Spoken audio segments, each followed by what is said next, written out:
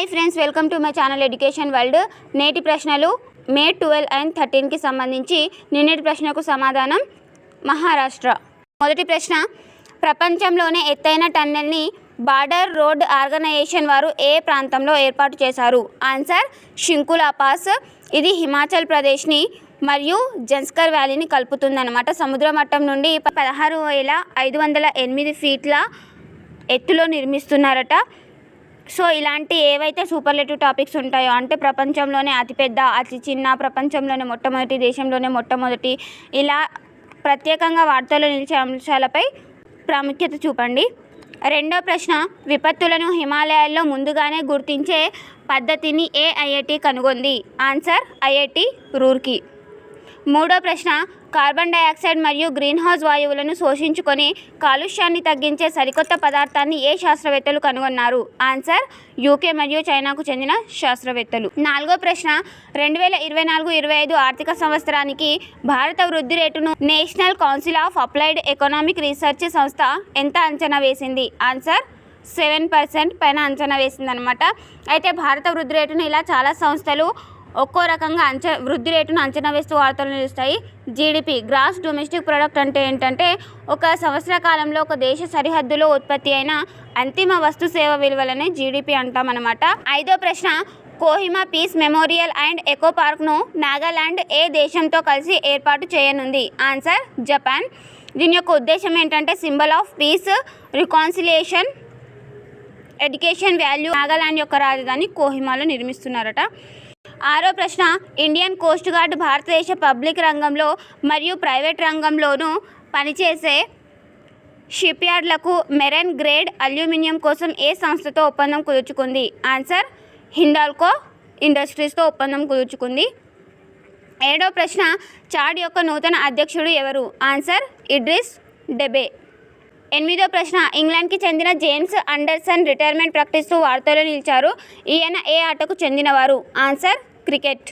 తొమ్మిదో ప్రశ్న, ఆరంగుటన్ డిప్లొమసీ తీసుకొచ్చిన దేశం ఏది? Answer Malaysia. ఈ ఆరంగుటన్ డిప్లొమసీ అంటే ఏంటంటే, ఇప్పుడు ఏదైనా దేశం మలేషియా నుండి పామాయిల్ దిగుమతి చేసుకుంటున్నట్టయితే వాటితో పాటు ఆరంగుటన్స్ని కూడా పంపిస్తామని చెప్పి ఆ కంట్రీ ఆరంగుటన్ డిప్లొమసీని తీసుకురావడం జరిగింది. పదో ప్రశ్న, భారతదేశం ఏ సంవత్సరం నాటికి 4వ అతిపెద్ద దేశంగా మారుతుందని నీతి ఆయోగ్ మాజీ CEO అయినటువంటి అమితాబ్ కాంత్ పేర్కొన్నారు? ఆన్సర్ 2025. నీతి ఆయోగ్కి ప్రస్తుతం CEOగా BVR సుబ్రహ్మణ్యం గారు విధులు నిర్వహిస్తున్నారు. 11వ ప్రశ్న, 2023-24 ఆర్థిక సంవత్సరంలో ఎంత శాతం పరిశ్రమల్లో ఉత్పత్తి పెరిగిందని నేషనల్ స్టాటిస్టికల్ ఆఫీస్ పేర్కొంది? ఆన్సర్ 5.8%. ఒక ఆర్థిక సంవత్సరం అంటే ఇప్పుడు 2024 ఆర్థిక సంవత్సరం అన్నామనుకోండి, 2023 ఏప్రిల్ 1 రోజు మొదలై 2024 మార్చ్ 31తో ముగుస్తుంది. ఈ టైం పీరియడ్నే ఒక ఆర్థిక సంవత్సరంగా పరిగణిస్తాము. అయితే 2022-2023 ఆర్థిక సంవత్సరంతో పోలిస్తే ఈ 2023-24 ఆర్థిక సంవత్సరంలో పరిశ్రమల్లో ఉత్పత్తి 5.8% పెరిగిందంట. 12వ ప్రశ్న, ఎలక్ట్రానిక్ ఆర్టిఫిషియల్ ఇంటెలిజెన్స్ ఆధారిత నిఘా పవర్ సిస్టమ్ రాడార్ సిస్టంలో పరిశోధనకు సంబంధించి DRDO ఏ ఐఐటితో ఒప్పందం కుదుర్చుకుంది? Answer IIT Bhubaneswar. ఇటీవల ఐఐటీలు చాలాసార్లు వార్తల్లోకి వస్తున్నాయి ఏదో ఒక ఇన్నోవేషన్తో. ఐఐటీలు ప్రపంచవ్యాప్తంగా కూడా వాటి క్యాంపస్లను ఏర్పాటు చేస్తున్నాయి. ఐఐటి మద్రాస్ దాని యొక్క క్యాంపస్ని టాంజానియాలోని జాంజిబార్లో ఏర్పాటు చేసింది. అయితే దానికి మొట్టమొదటి డైరెక్టర్గా ప్రీతి అగలయం విధులు కూడా నిర్వహిస్తున్నారు. 13వ ప్రశ్న, సూపర్ కెపాసిటర్లో ఉపయోగించే హై పెర్ఫార్మెన్స్ మెటీరియల్ను కనుగొంటూ వార్తల్లో నిలిచిన ఐఐటి ఏది? Answer IIT Guwahati. 14వ ప్రశ్న, ఇటీవల వార్తల్లో నిలిచిన ఫుజియాన్ నౌక ఏ దేశానికి చెందినది? Answer China. 15వ ప్రశ్న, బయో కంట్రోల్ ఏజెంట్ ట్రిచోడెర్మా ఆస్పెరెల్లంను ఎవరు కనుగొన్నారు? Answer Punjab agriculture university. దీన్ని పంటల కోసం ఉపయోగిస్తారంట. పంటల్లో సోకే వ్యాధులను నివారించడం కోసం ముఖ్యంగా బాస్మతి రైస్ పంటకు ఇది ఉపయోగిస్తారని చెప్పి వార్తల్లోకి వచ్చింది.